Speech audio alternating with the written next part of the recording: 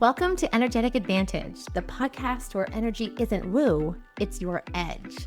I'm your host, Jessica Serrato, intuitive strategist, lifelong pattern decoder, lover of numbers, and energetic guide for visionary leaders.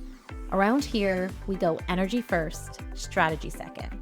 Every episode will give you a perspective, a tool, or a timeline shift that helps you lead from your power. Because the truth is, your energy is your most undervalued asset until you learn how to use it. Get ready, you're about to have the advantage. Let's begin.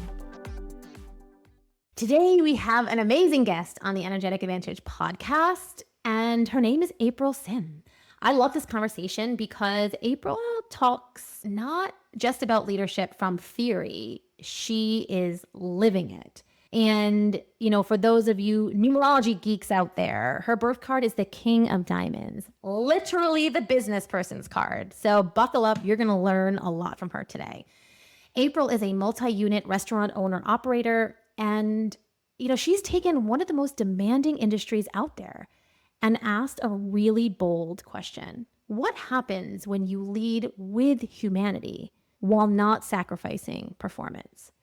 She has built practical systems around trust, recognition, belonging, fairness, and purpose, and the results will speak for themselves. She truly is owning her energetic advantage as being able to see into the future and knowing exactly what businesses need, which is focusing on humans. We get into what changed for her, what surprised her, and why humanity might actually be the missing piece in leadership.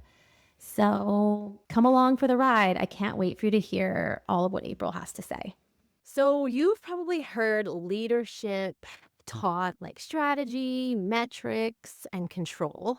But today we are going to ask you to consider a very important question, which is, what if the missing energetic advantage in leadership has been humanity all along? So my guest today has tested this in one of the most demanding environments possible, quick service restaurants, and has built a leadership framework where performance and people do not compete, they cooperate.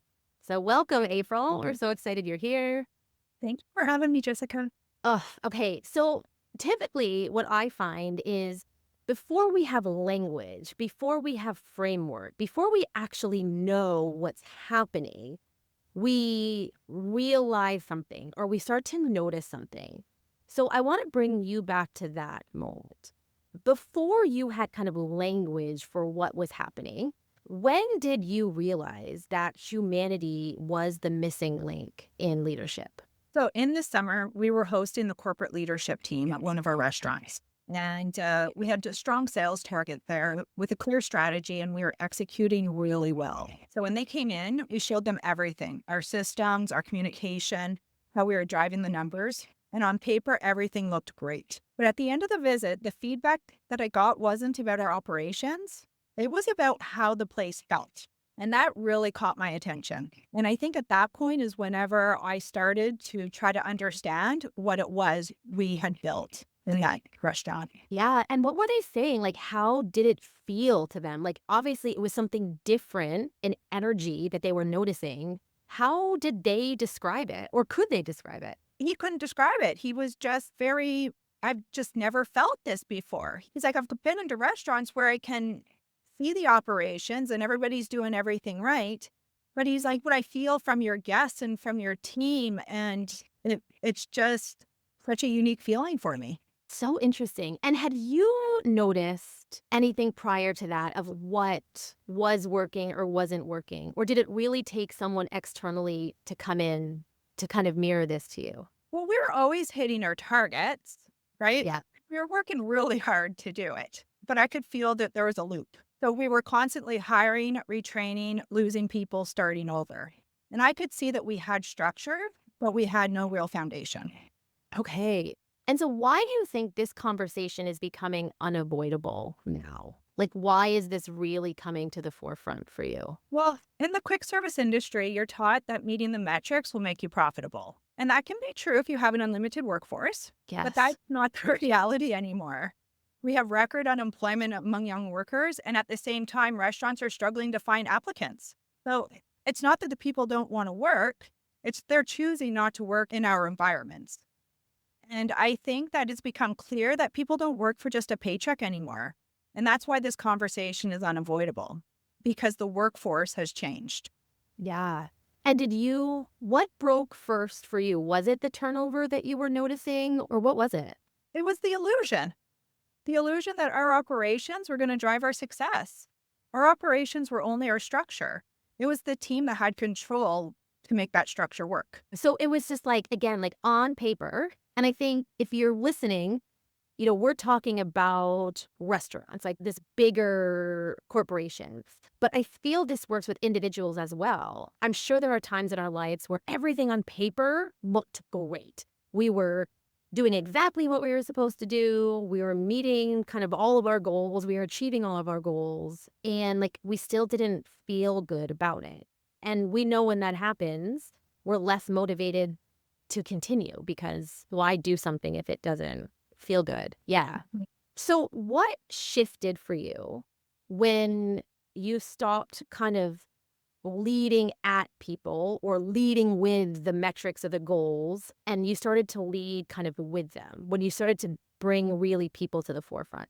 Well, this shift was immediate, right? We went from a hierarchy system to a team focused.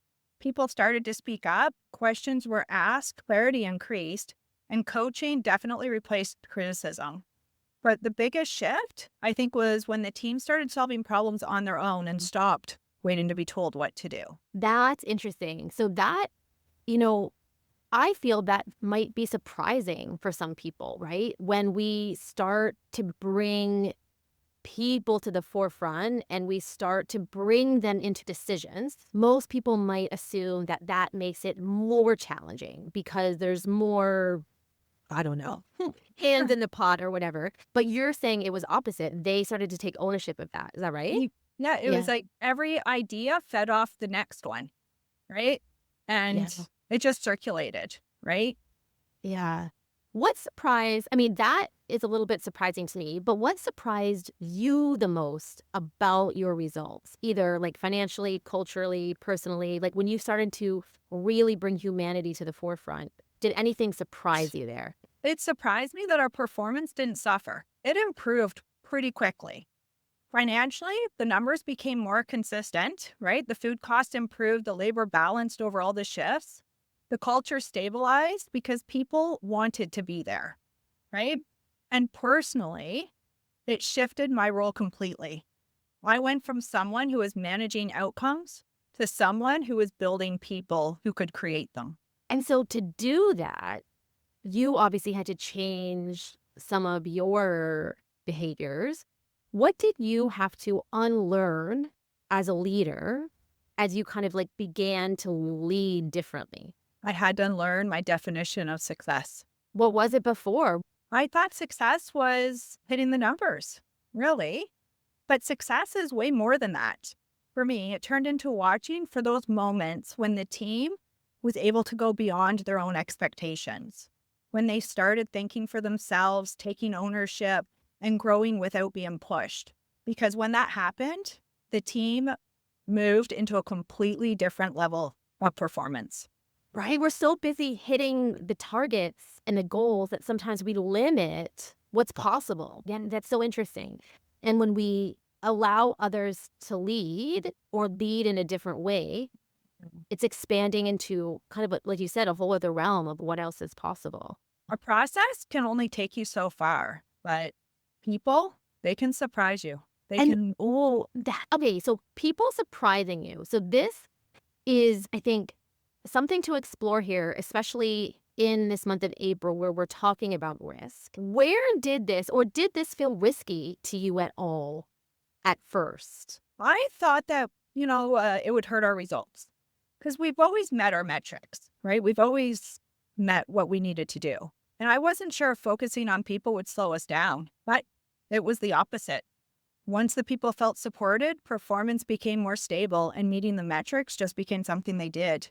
They didn't have to try anymore. Yeah, because it feels, in a way, because each person is unique, or as humans, we're unique, that we're kind of wild cards, right? Yeah. Whereas, like, if you're looking at just at the numbers, they're very objective. But a wild card, oh, this is such an interesting concept, right? Because if you think about it, if you treat the wild card well, right? If you really embrace the wild card, that is infinite possibility in the Mhm. empowered side. Versus, of course, if you have a wild card and the environment isn't great, you're going to get the wild card behaviors that you don't necessarily want. So there's that risk, but you can, I don't say mitigate the risk, but you can support the wild card in a way that you get I guess the better results or the different Yeah. results. Yeah, that's interesting. So now that you kind of experienced this in your restaurants, you were noticing that this was happening. And then you started to kind of get language to it and pull it into a framework. Yes. So the framework has 5 pillars, Mhm. and I'll list the 5 pillars, and then I want to go through each one, and I want you to walk us through each one because this is exactly kind of what we do with numerology and geometry of like separately, they are important. But I feel what really works in your framework is that they all exist and have to connect. And if you have 3 but not 2, it might not work as well. So the 5 pillars are trust, recognition, belonging, fairness, and purpose. So can you just walk us through, we'll go from the beginning, walk us through a little bit of trust. Why was this an important pillar? What does it mean? What does this pillar look and feel like in a workplace? So trust is the foundation. Okay. If people don't feel safe speaking up, asking questions, or making mistakes, you don't get performance. You get hesitation. Recognition is what reinforces the behavior. So when people feel seen and they know what they're doing well, they repeat it. Belonging is what keeps people there. If someone doesn't feel like they matter to the team, they disconnect even if they stay. Fairness is what creates the stability. People need to know the standard and that the standard is the same for everyone. And purpose is what ties it all together. If people don't understand why their role matters, they won't fully engage in it. And when those 5 things are working together, you don't have to chase performance. You build a team that delivers. Yeah, it's interesting. I heard so many words in there of connected, engaged. And one of the ones that really stood out for me is when you were talking about belonging. It's like people can be there, but if they're not connected, it's like doesn't matter. And so there are so many times where, again, like we have a team in place, but if they're not engaged, if they're not connected, again, on paper, it looks like we have everything that we need, but it's more of this like qualitative energy that we're looking for. So Mhm. when you kind of examine these 5 pillars, and I want everyone to listen, who's listening, you can think about this in your own life or even your own workplace. But for you, April, what do you think, which pillar do you think is most commonly missing in workplaces? Belonging. Okay. So tell us about that. Like, what does that tend to look like, and why do you think it's missing, or what could you do?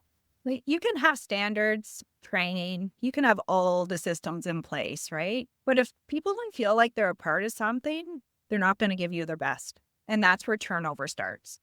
Not because people can't do the job, but because they don't feel connected to it. Like when we were building towards our sales target, one of the things that we did was introduce small challenges that had nothing to do with sales, Mhm. but had everything to do with connection to each other and to the guest. One of the examples is to make 12 guests smile, right? Something simple, Yeah. right? But still a bit of a challenge. And what we've seen was that when the team connected to the guest, they connected more to the work. It gave them a sense of purpose that went way beyond hitting numbers. People don't necessarily connect to numbers, they connect to meaning. I love that. And I think, again, when we have a goal, sometimes energetically it works, like you said, to create these little challenges or subsets of goals Mhm. that, of course, energetically feed into the larger goal. But I love how you just didn't break down the goal. If the goal was like, 10 sales, you didn't say, okay, like 2 sales per hour. You're like, okay, what can help the energy? What can help this feeling of belonging? Oh, the smiles. But of Mhm. course, it ends up helping the larger goal, but not linearly, more energetically.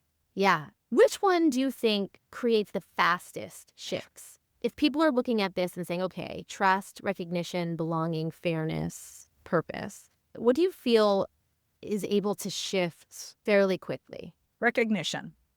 Okay, tell It's us about the that. fastest Why? leader. Okay. Yeah. Because when you reinforce what's working, people will naturally do more of it. And when you do it publicly, you're also showing the rest of the team what good looks like. So the impact isn't just individual, it spreads. Yeah. So I remember one busy Saturday, I was working in the restaurant, and this particular day, delivery orders were exceptionally busy. So we had a relatively new employee work in the station, and I've noticed on a few occasions that, sometimes she ran few nervous patterns. So I made a conscious effort to keep my eye on her. Halfway through her shift, like when it slowed down a bit, I went up to her and I thanked her.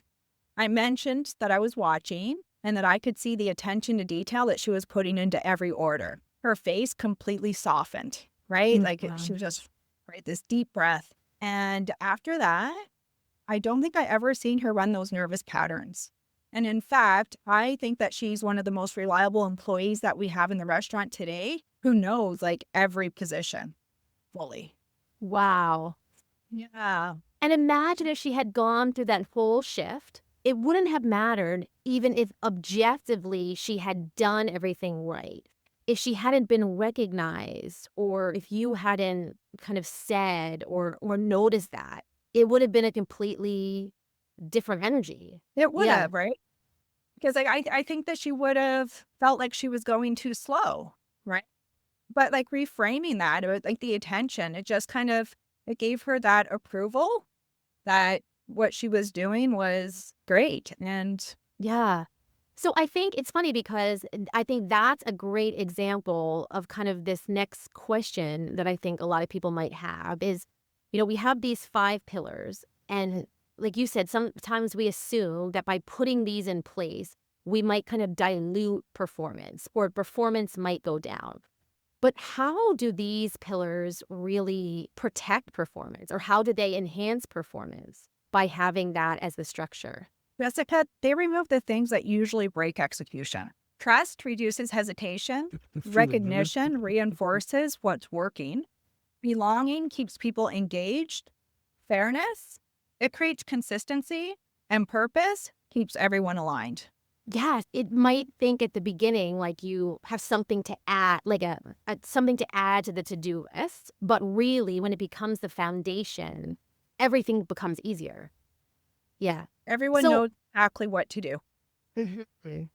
Okay, I want to do kind of some like rapid fire questions here because I think this will get into the how, like how you're able to execute this. So, when you have trust, you have that pillar, but it's without boundaries, what happens? Confusion. If trust isn't clear, it turns into inconsistency. And then what I'm hearing is then trust starts to erode also, because if that happens more than once, yeah. Okay. I would even say that boundaries is what helps create trust. So And no what kind of boundaries, boundaries did you no trust. find worked well in the restaurant? Or what kind of boundaries did you have when you were building that pillar of trust? Or did you see that worked really well? We created an open door policy, right? So everyone knew like they could come to us with the good, bad, the ugly. We would take it as feedback. I mean, it's so funny. Like a lot of these concepts are just so simple, Yeah. but it's interesting how often we don't see them in workplaces because they're not easy. Like it does require presence. It does require energy. You can't just set a number goal and forget it. Again, if we are these wild cards, Mhm. sometimes things do take longer or shorter. We can't plan so linearly, right? Like by having open door policy, you might have all of the specific things you need to do in a day. But if someone uses that open door policy and comes to you, you stop and you listen, you engage with them, Yeah. The right? team, they needed to know that we weren't going to just take offense. We're here to listen. And if it's something that we can work with, work on, we will. Yeah. Yeah. Okay, next one. So luckily in your example, the recognition went right, right? Well, great job, April. But sometimes recognition goes wrong. So recognition gone wrong or done wrong, what does that look like? So recognition done wrong, it's generic.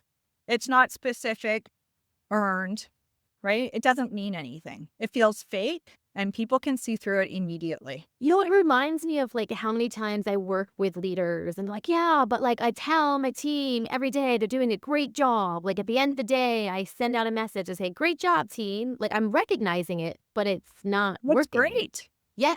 Like I kind of joked with my managers because I'm like, if you're saying it's a great job, I'm like, all you're doing is advertising that you're not really paying attention to what they're doing, right? If Like, you can't, oh my gosh, they remind me, don't judge me as a mom, but it reminds me of, you know, like when you're sitting by the edge of the pool and your kids have jumped off the diving board and did like a million cannonballs and you're just like, yep, great. Not true though, right? Okay.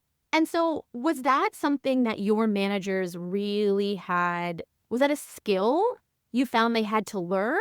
Or just by maybe you naming it, were they able to execute it pretty quickly after that? no, I still find that we have to keep on top of it, right? Because it is easy just to be generic. It is easy to be like one of my managers, his response was like, but they know what I mean. Yeah. Well, I'm listening and I don't, right? Yeah. So, and I think that that is one of the strongest points to make, right? That those generic, open recognition is what people are hearing. So even if the person that you're directing it to understands, the person beside them doesn't. So how are they supposed to know what good looks like if you're not voicing it? Yeah, and it's like feedback without specificity. We don't know what's going on. Like again, if you go back to your example, if you had just said to that employee, "Great job," she might have assumed that you were talking about her speed, not her attention to detail. And then over time, she would have lost that attention to detail because she didn't realize that is exactly what you wanted more of. So what I'm hearing in recognition is you're recognizing a specific behavior that you want more of, Repeated. repeated. Yeah. Definitely. Okay. This one, oh, sorry, go ahead. So though too, right? It's Yep. also about voicing what's not right. Yep. And I think that sometimes that part gets overlooked because recognition is fully being seen for what you're doing well and what you need to improve on. And I think people have a hard time giving that feedback that might come across as or received as negative. Negative. Yeah, and it's more of that constructive feedback. But I think it's interesting that recognition, I think they're all so related. But what I'm kind of getting energetically is it's really hard to give constructive feedback or constructive criticism when trust isn't there, when belonging isn't there, when fairness isn't there. But when all of these pillars are there and working, if I trust you, if there's trust between us, you can say anything to me. And even if it's quote unquote negative, I will Yeah. receive it in the way it's intended, which is to help me be better. But if I don't trust you and you come to me with a critique of my work, it's not going to work.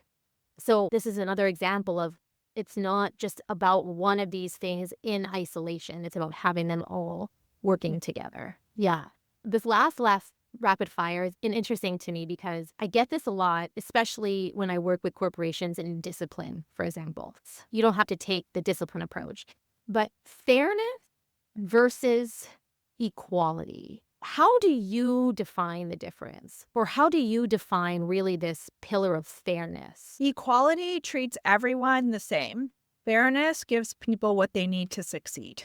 Everybody is different. So how can you treat them all the same? Yeah. And they might need different things. I always think of this meme or cartoon of, kids when they're just different heights. We're not going to expect each one of them to go to the sink and wash their hands. Like we might need to give someone a step stool. That's not being unfair. Like they're getting access to the sink that they need, but they do need something different. Can you get us? Do you have an example of how that like works for you in the workplace? Because I think this is a real sticking point for a lot of people. They don't want to seem unfair, by giving different people different things. But this is an important pillar for humanity and leadership because as humans, we're all different. I have a few different ideas, but let's look at scheduling. Okay. If we were to treat people equally, that would mean that my students would always work, let's say Saturday and Sunday, 6 to 2. What if one of those people had basketball that day and couldn't work that shift, right? So fairness would be to not necessarily take that shift away, right? Not take those hours away, but maybe move them to a 2 to 10 shift. Yeah. And again, if they feel this belonging and if they're connected by that purpose, they want their coworkers to be able to succeed and be happy. No one's going to be mad that someone switched a shift because we're all working towards the same goal. And I just laugh of like when you're with coworkers that you like to be with and trust and you feel belonging with, like you want them to be happy also. And you know about their basketball. Like, right? I think that's the thing. When we take humanity out of it, we don't know about each other's humanness. And a lot of times I think corporations think, well, then that creates that chit chat chatter that's not work related. Don't spend time talk. But yeah, you have spent time talking about how important, in this example, basketball is to this person.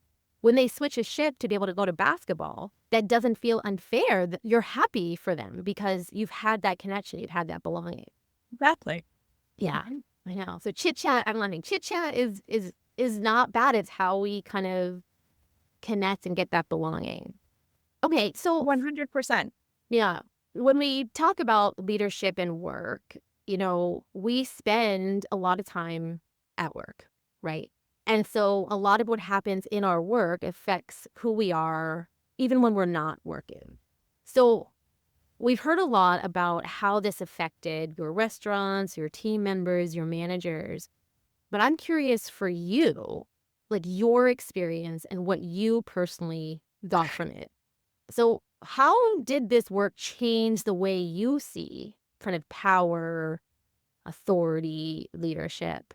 So I don't see power and authority as the same thing anymore. Oh, interesting. Okay, tell Yeah. us more about that. Power can be used to demand a result. Authority is something that your team gives you, right? Mhm. So earlier in my career, I probably relied more on power, like using my position to lay out the expectations and the accountability. And power gives you the ability to get that short-term result. Authority is what creates long-term performance because authority is built on trust. And when people trust you, they don't just follow your direction, they take it to the next level. Yeah. Yeah. And I love how you say power a lot of times really depends on the position.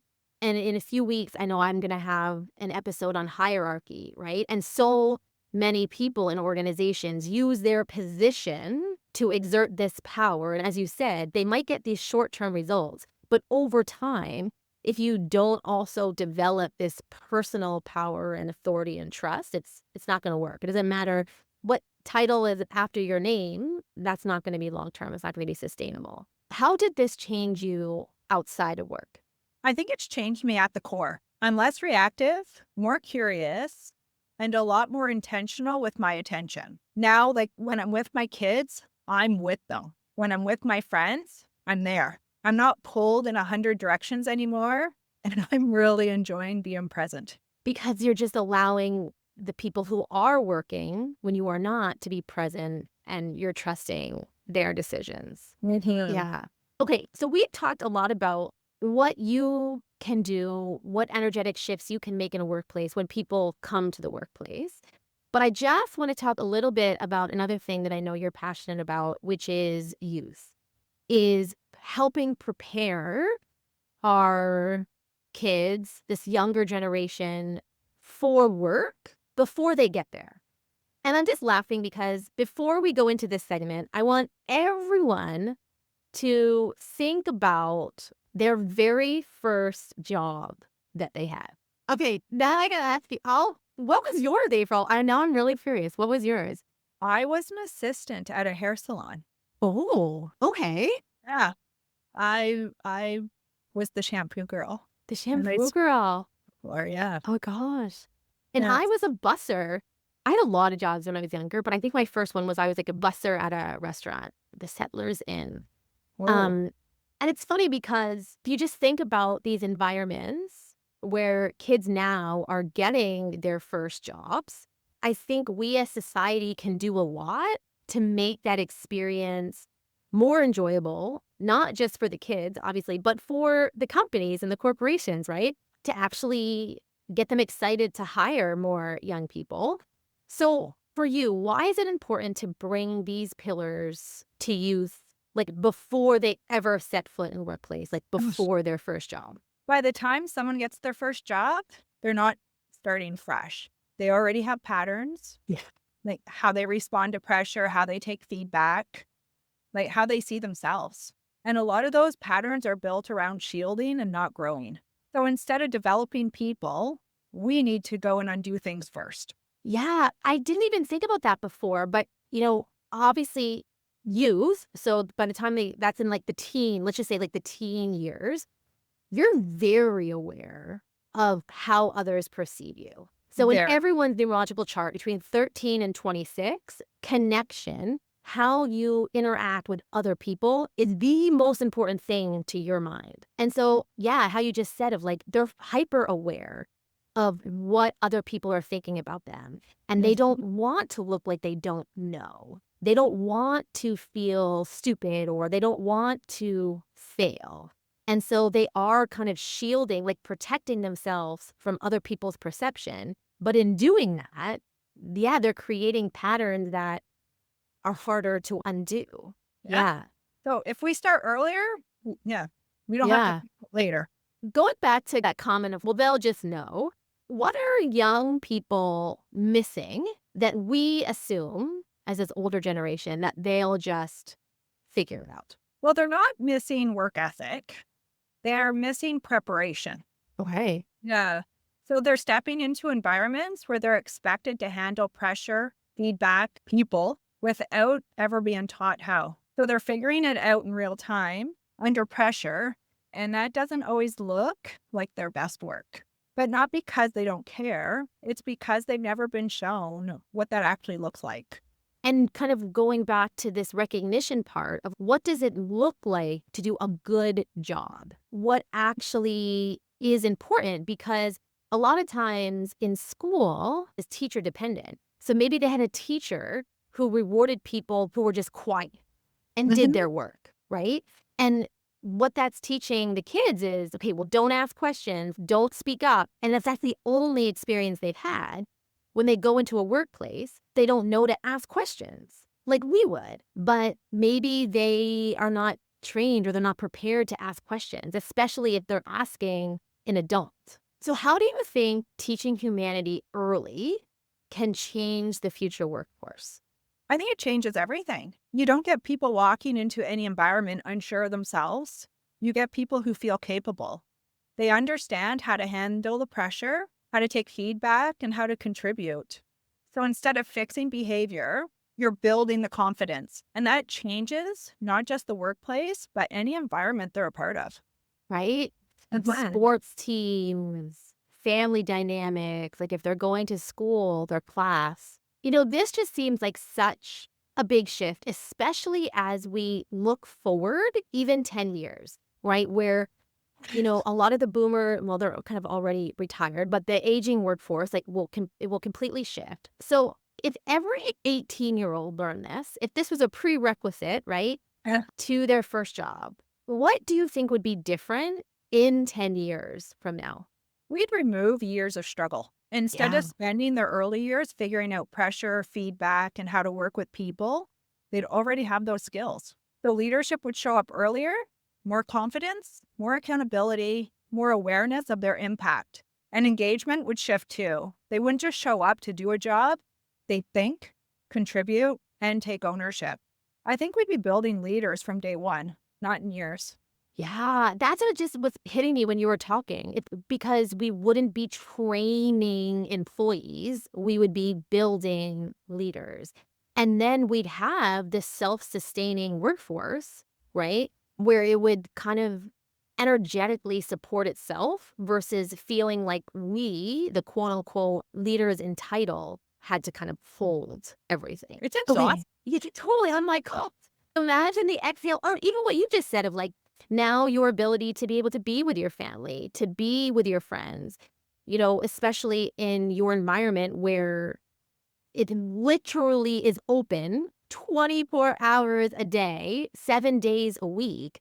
Imagine your life if you didn't do this. You would be constantly on call. And we don't want that for us, and we don't want that for the kids either. No. Yeah. But even with myself, right? Like I've had years in this environment, and I think it took me about 10 years to realize I was managing and not leading, Mhm. right? Because again, you kind of think that they're synonyms, but they're really, really not. Wow.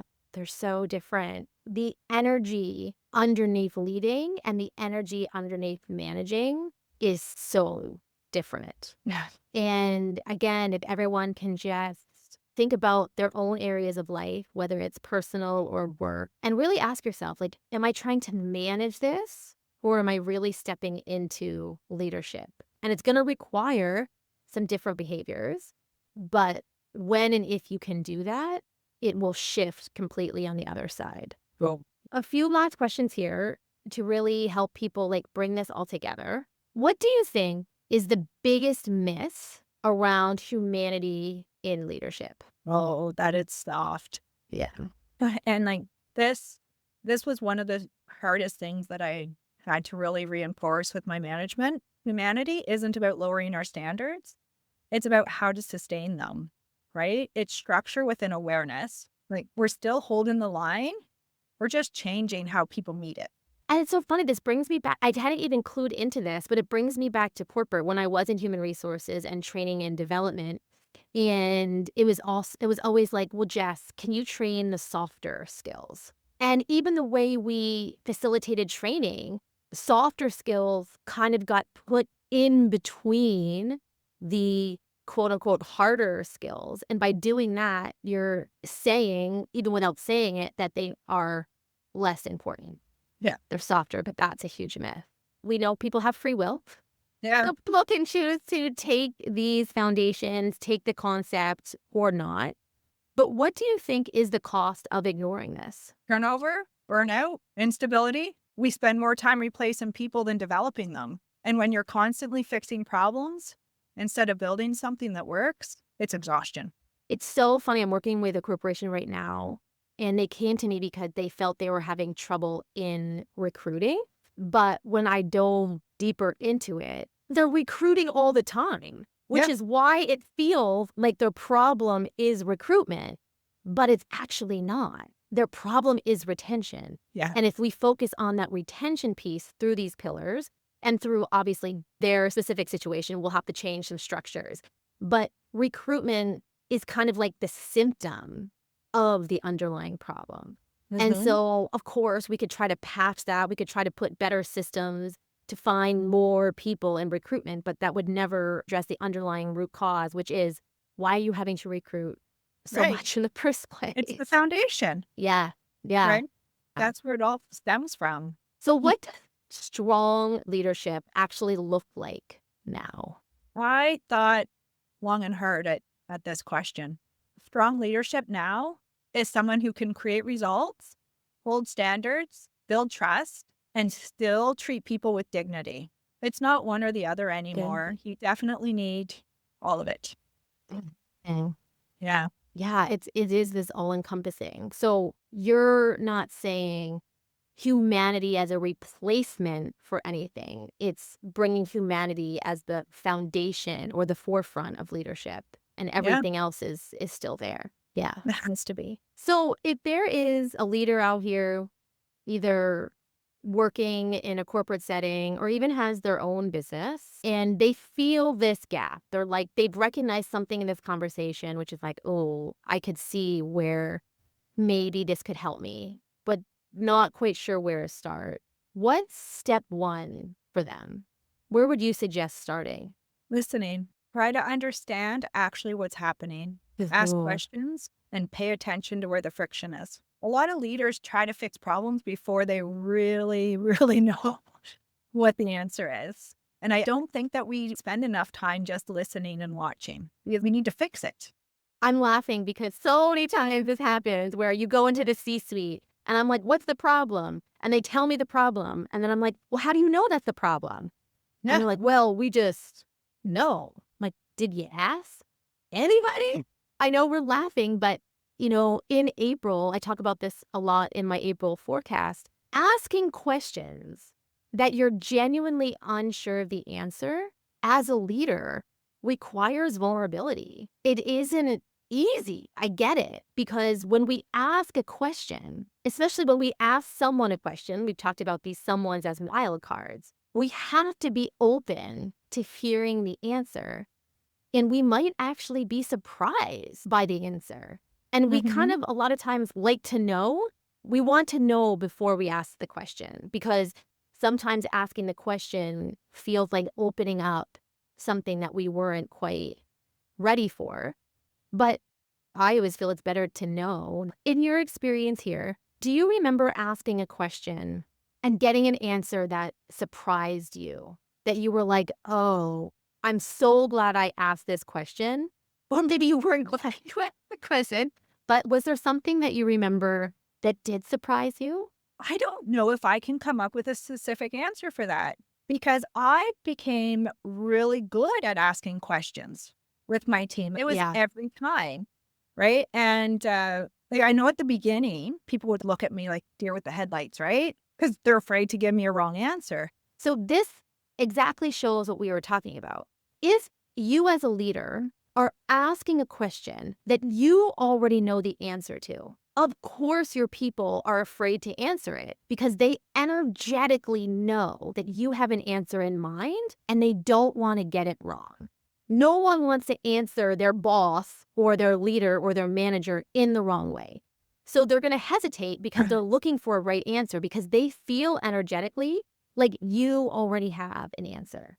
Whereas if you are genuinely curious and you don't know the answer, energetically, they feel that spaciousness there and they're Mhm. more willing to answer because they can't get it wrong because you don't have that preconceived answer. And I also feel that, a lot of things that you talked about today are skills. Like we talked about recognition, like giving recognition is a skill that you really have to learn. I also think that asking questions is a skill that you can become better at. And so if you're asking questions and people aren't answering, if they're maybe giving you the deer in the headlights, I want you to notice what April did, which is continue to ask the questions, right? Not assume that they're not answering because they don't want to be engaged. Like it has to become even more like second nature. Because again, maybe the first time you ask a question, they haven't built that trust in you yet. So if you continue to ask the question, if you continually show up and say, I'm going to continue to ask these questions because I genuinely care, that builds here we go with the other pillars, the trust, the Mhm. belonging, the purpose, right? And then when you recognize people, when they do ask a question, hey, that was a really great question. Or like, oh, wow, I really love that insight you gave me. You don't have to choose it or go with what they said, but like recognizing their willingness to engage in a conversation with you. Yeah, like full circle, all the 5 pillars like have to be there. We have recently like restructured our whole training system, like specially designed for youth, right? Around how they learn, like repetition. And that is actually one of the requirements. They have, Ooh, in order to sign off, right? They have to ask 3 questions per shift for 4 weeks. love it. Cause like we know people don't like asking questions, right? And this way it was just like, we don't care what the question is. We need you to be able to learn how to ask a question. Yeah. So, and I remember the manager just kind of like looking funny at me and then was like, oh, right. Yeah. It was really interesting kind of switch, right? The Um, role. Yeah, it's so important. And I think that's a skill that we can all really work on this month, mhm. especially. Okay, so we'll put your information in the show notes, but where can people learn more about your work with leaders and your framework and also this youth part? Right now, I'm in the process of building this into formal training for leaders and youth. We're still applying this and to test it in real environments. So just message her, get some behind the scenes details on this because whenever you're innovating something, this is what it looks like, right? You're doing something new. You have to test. You're developing this framework. You're learning as you go. I would love it if somebody reached out to me so we can have this conversation and I can understand what experience they're having. And trust me when I tell you, if April can do it in her environment, which, like I said at the beginning of the conversation, is one of the most challenging and fast paced environments that you could work at, that shows me that if it's tested in that environment, it can work anywhere else because you're going for it in the hardest way possible. I love that. Any last words? Anything else you want to share before we say goodbye? No, I would just really appreciate it if anybody wanted to reach out and have this conversation. The more information that I have, the better we can make this and the more we can help our youth and our people really thrive in the environments that they're in, no matter whether it's executive or quick service. Love it. And now to the question I asked all of my guests. April, what is your energetic advantage? I'm not sure. So your energetic advantage is that you can see the big picture while not losing your connection to the details. You know, in your numerology, you are the king of diamonds, the leader of the physical world, which means that you have this bird's eye view of seeing everything. But sometimes people in those positions are really distracted by the shiny things, really taken over by the physical and the tangible, and they miss the energetics. And so your energetic advantage is not ignoring those and going fully to the other side, but kind of what you said, bringing them all together and realizing that the best way to achieve tangible results is through the energy and through the humans that generate those results. So that's what I think your advantage is. Thank you. Well, thank you, April, so much for sharing your experience and your wisdom here. We appreciate it. And, you know, if this episode got you thinking, reach out to April, send me a message. We'd love to hear from you. These 5 pillars, after talking through this whole conversation here, yes, are integral to the workplace, but I would even say integral to our life and our relationships. So I encourage you to take whatever lands for you in this episode, integrate it into your life, and, you know, try a little experiment. How about for the month of April, I'm going to give everyone a challenge. Ask 3 questions a day. Make sure you're asking 3 questions a day in April. Doesn't matter what they are, but make sure that they are curiosity driven. And I guarantee you that will move the needle by the end of the month. All right, we'll see you next time, everybody. Bye. Thanks for being here inside the Energetic Advantage. If today's episode opened something for you, share it, tag it, or send it to the person who popped into your mind. And remember, energy first, strategy second. Your advantage has always been in you. Now it's time to lead with it. See you next time.